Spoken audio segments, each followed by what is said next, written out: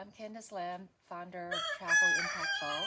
Today, we have the privilege to be in the beautiful rainforest here with Thrity. Today, we want to learn about her fascinating story.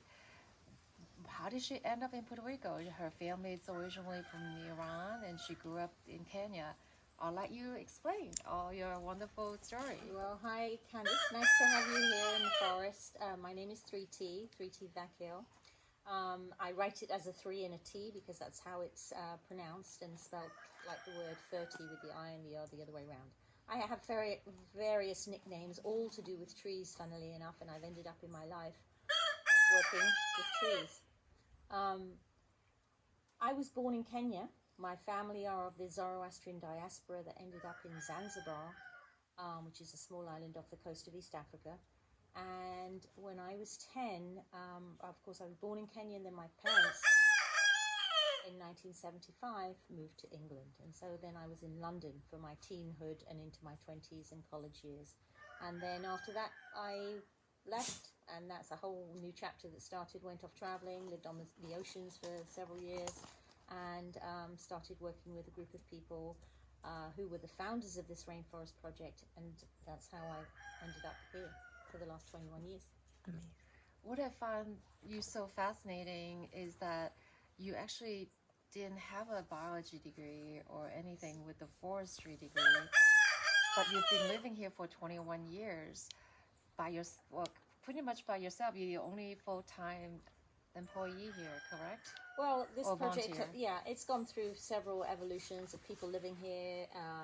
Several volunteers, long-term volunteers, have lived here for 5 years, 8 years or so. But yeah, I've been here for 21 years, and since Hurricane Maria, it's been mostly solo, but with lots of volunteer groups coming in. But my background is actually theatre, and theatre design is specifically what I studied at college. So when people say to me, "Are you a scientist?" Well, I'm not. I call myself a performance scientist and a research artist because I love to do research. And that includes collecting the data on anything, be it trees, vines, fungus, frogs, lizards, it doesn't matter. But then to collate that using imagery, photographs of all kinds. I'm a painter as well. So putting together information. So I'm not trained as a scientist, but I've been doing research work now for over 20 years. And I spent 3 years studying coral reefs as a diver, and that's when I really got into that whole research mode. And it wasn't long before I came to the rainforest and really took up the mantle here of work with trees and really got into what is sustainable forestry. I realized that working in theatre has helped me, though, to be able to put on lots of different hats. You know, 1 minute I'm writing reports, the next minute I'm talking to people, the next minute I'm leading a group, the next minute I'm digging ditches, pruning trees, planting trees, collecting seeds, reading up about trees, everything. So you have to really be able to jump into whatever role is necessary, and theatre has been a great teacher of that way of life. So that's really my background. And from my understanding is that you have a lot of different scientists coming to the rainforest and collect data. And last time we were here, you have a bee professor or professors or group that study bees and pollinations. And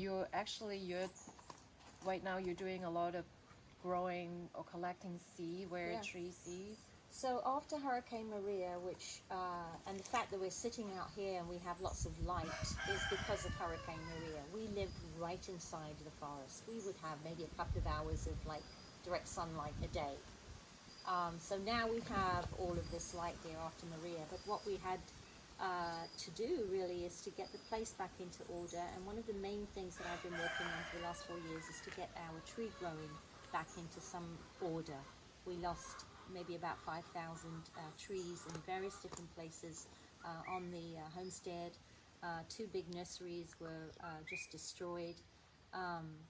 So growing trees, and then we managed to get a grant from the Botanical Gardens Conservation International and a grant from the Naples Botanical Garden The first was to build a nursery.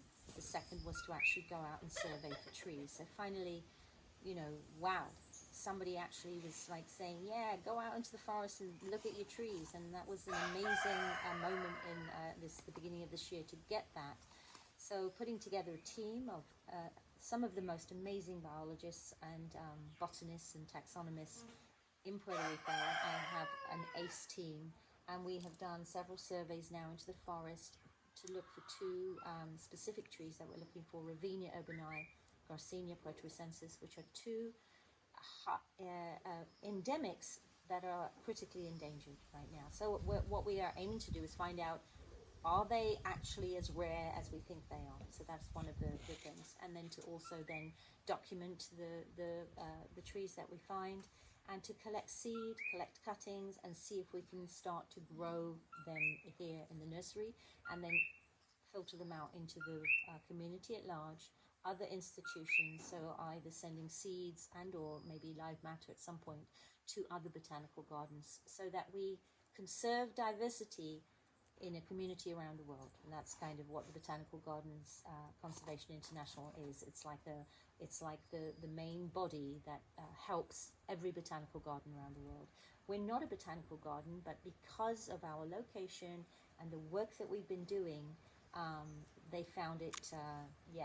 We're gonna seek you out and talk to you, and they did. And here we are a year later. The project has gone really well. I've literally just finished the end of year report of all of our achievements, and really have some great document evidence of the plants, the flowers, the seeds, the fruits, the planting out, work on cutting, success, no success, those kinds of things. So tree growing is now our main mission for the moment. As other things happen, the road gets fixed, we get back out into the forest to actually get to plant trees out again, harvest trees and or fell trees that died in a hurricane but are still standing, and all of that. But in this interim here, we are now growing trees for wood and for biodiversity. Wow. Pause.